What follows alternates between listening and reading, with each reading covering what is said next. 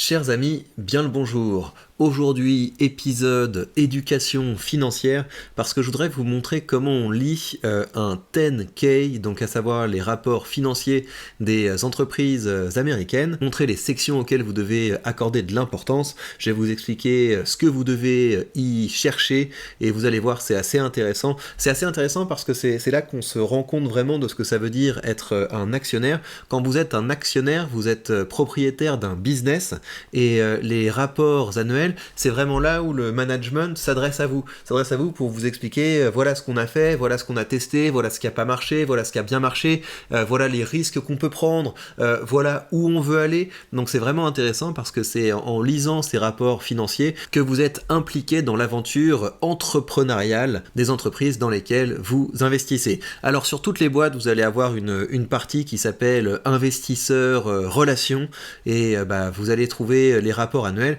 Donc vous avez des rapports annuels intermédiaires, et ce qui va nous intéresser, c'est le rapport que l'entreprise doit publier tous les ans, et ça s'appelle le 10K, donc vous allez voir, c'est assez facile à trouver. C'est des documents qui sont plutôt arides, mais une fois qu'on a compris comment c'était fichu, ça marche pas mal. Alors pourquoi Microchip Technology? C'est une boîte que j'ai dans mon portefeuille Alpha. Le portefeuille Alpha, c'est un portefeuille que je documente aux membres de la page Patreon. Donc je vais vous montrer ce que je regarde. Donc Microchip Technology, c'est une entreprise que j'ai choisie avec un screener dont la fonction était d'identifier des entreprises qui ont été capables d'augmenter fortement leurs dividendes. Pourquoi? Parce qu'une entreprise qui est capable d'augmenter fortement son dividende sans que ça ait un impact notable sur la croissance de ses revenus, il faut toujours regarder les choses comme ça, hein. C'est une entreprise qui augmente régulièrement et fortement son dividende, il y a deux possibilités. Soit c'est parce que c'est une entreprise qui sait qu'elle ne va pas faire beaucoup de profit à l'avenir et donc elle se met en phase de rendre du capital aux investisseurs, ou alors une entreprise qui augmente régulièrement son dividende, c'est une entreprise qui fait tellement de bénéfices qu'elle sait, une fois qu'elle a réinvesti pour sa R&D, une fois qu'elle a réinvesti pour pouvoir augmenter son développement à l'avenir, eh bien il lui reste suffisamment pour bien récompenser ses actionnaires. Et donc c'est ça que je voulais identifier en chopant Microchip Technology, une boîte qui a des belles perspectives de croissance et qui a intégré dans son ADN aussi le fait d'associer ses actionnaires à cette croissance. Alors comment est-ce qu'on lit un rapport financier? Donc c'est un format standard, hein, donc ça veut dire que ce que je vais vous dire pour Microchip Technology sont des choses qui vont vous servir pour la lecture de n'importe quel rapport financier. Donc la première chose qu'il faut lire, c'est la partie qu'on appelle business, et donc cette partie qui s'appelle business est super intéressant, et quelle que soit l'entreprise dans laquelle vous investissez, vous devez commencer par ça. C'est une partie où ils vous expliquent ce qu'ils font. Qu'est-ce qu'ils font, quel est leur objectif, comment ils gagnent leur argent. Et en général, ça commence par une petite phrase, si vous voulez, qui est un peu un branding statement, où ils vous expliquent à la fois ce qu'ils font, mais un petit peu la philosophie qu'il y a derrière. Et donc ils disent ici, on conçoit, on fabrique et on vend des contrôleurs qui sont intelligents, connectés et sécurisés. En fait, ce qu'ils font, c'est donc dans le secteur des semi-conducteurs, Microchip produit des microcontrôleurs, et donc les microcontrôleurs, si vous voulez, c'est des tout petits machins qui sont là pour prendre des décisions en fonction de la prise en compte de facteurs environnementaux. Donc c'est des choses du type, ils vont capter des variations de mouvement, ils vont capter des variations de température, ils vont capter des variations de luminosité, et ça peut permettre, par exemple, à un aspirateur de fonctionner de façon autonome, ça peut permettre à un smartphone de savoir que vous êtes en train de courir. Donc c'est ce genre de choses. Donc c'est pas une dimension qui est très avancée dans cet univers des semi-conducteurs. Eux sont spécialisés là-dedans. L'intérêt, c'est qu'ils sont propriétaires d'une grande partie de la chaîne d'approvisionnement. Ils ne font pas que les dessiner et puis après ils envoient ça à des usines qui les fabriquent. Ils possèdent différentes usines. Donc c'est à la fois un avantage, mais l'inconvénient c'est que ça coûte cher. Donc c'est parfois plus difficile de dégager des marges que des boîtes qui feraient que dans le software. Dans cette première partie, ils vous expliquent ce qu'ils font, et puis ils vous expliquent l'univers dans lequel ils sont, donc c'est également intéressant pour comprendre le marché en général. Et c'est là qu'on trouve un autre bénéfice à lire les rapports financiers, c'est que quand vous lisez un rapport financier, ça vous renseigne aussi sur l'industrie en général. Ils expliquent ce qu'ils font, ils vous expliquent l'environnement dans lequel ils font, et puis ensuite, ils détaillent leurs différents produits. Donc c'est évidemment fondamental quand vous investissez dans une entreprise de comprendre comment ça marche. marche. Alors la deuxième partie qui est très importante, ça va être les risques. Et donc là c'est une partie qui fait un peu flipper parce que leur rôle c'est de lister toutes les choses qui peuvent flinguer leur business, toutes les choses qui peuvent vous conduire à avoir un retour sur investissement moins bon que prévu. Et après avoir listé tous ces risques, eh bien, ils vont rentrer dans le détail de la manière dont leur business pourrait mal se passer. Et c'est très intéressant également pour comprendre concrètement comment ça fonctionne. Troisième partie qui est importante à lire dans les rapports financiers, et c'est peut-être pour moi la plus importante et la plus intéressante, c'est celle qui s'appelle Management Discussion and Analysis of Financial Condition and Result of Operations.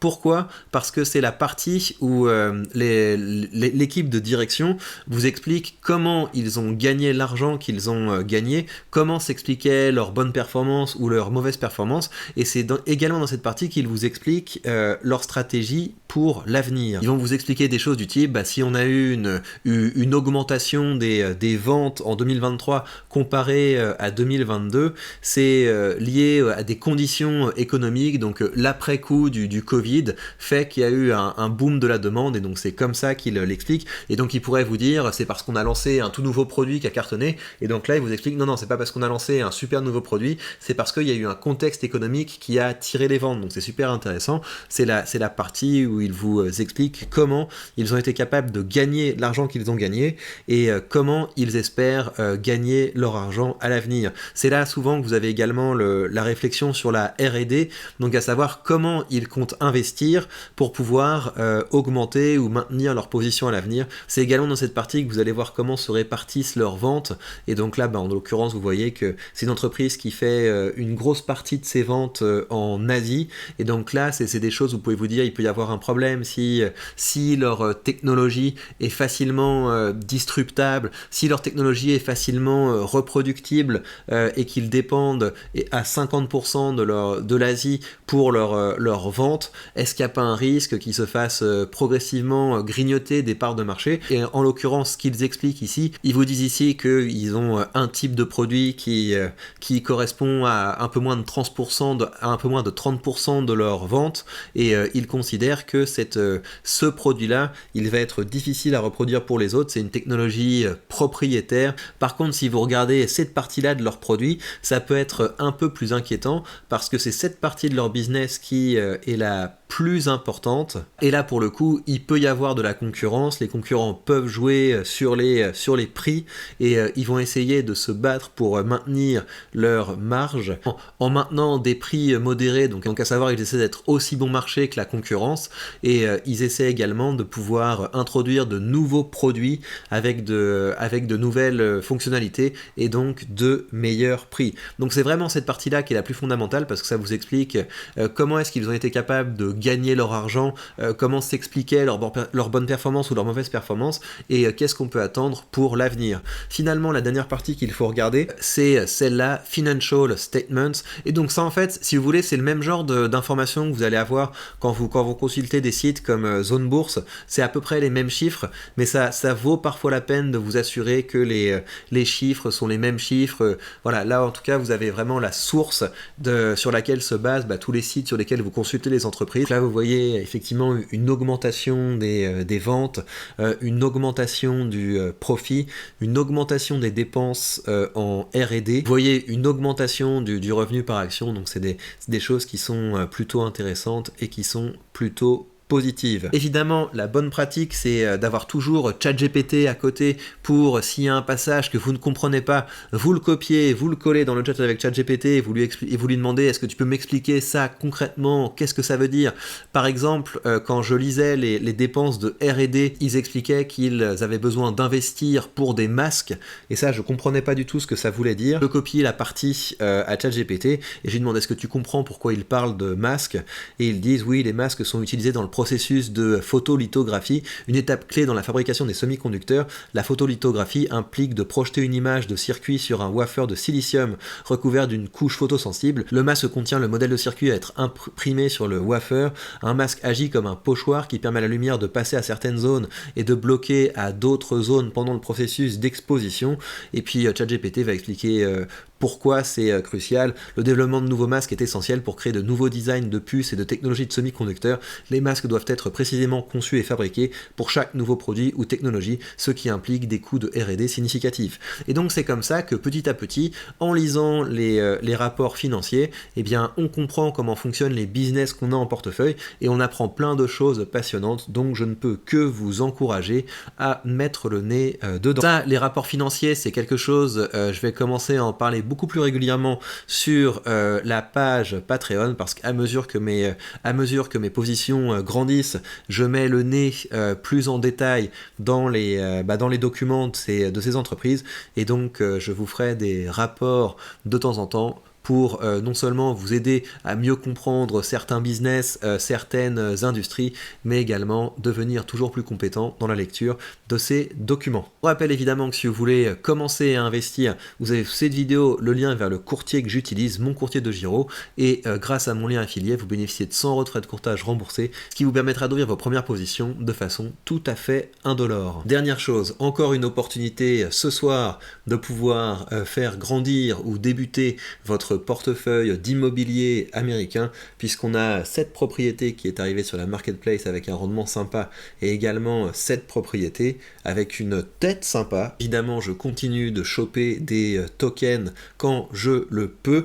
D'ailleurs, eh bien, je viens de passer la barre des 1000 $ par an avec ce portefeuille, donc vous voyez, on a un rendement qui est assez intéressant. Mon rendement est pas énorme, vous pouvez aller chercher un rendement supérieur si ça vous dit, parce que j'ai beaucoup investi dans des grosses propriétés pour sécuriser le portefeuille. Si vous voyez, parmi mes plus grosses propriétés, vous avez des immeubles comme ça, des immeubles comme ça, où vous allez avoir un rendement qui est peut-être un peu inférieur à ce que vous avez sur des petites maisons à 9,5, 10%, mais vu que vous avez beaucoup de logements à l'intérieur, ça permet de diluer le risque, et donc c'est quand même assez intéressant. Je suis content d'avoir atteint cet objectif, c'est évidemment du revenu passif, et ce qui est bien, c'est que les loyers qui arrivent sont immédiatement réinvestis. En ce moment, mes loyers sont réinvestis dans cette maison, donc à plus de 10%, donc on a vraiment un effet cumulé qui est intéressant. Et petite chose, aujourd'hui, vous avez une petite réduction sur Realty parce qu'ils font leur Black Friday, et concrètement, ce que ça veut dire, je vous ai montré pour tester, là j'ai mis une propriété dans mon panier,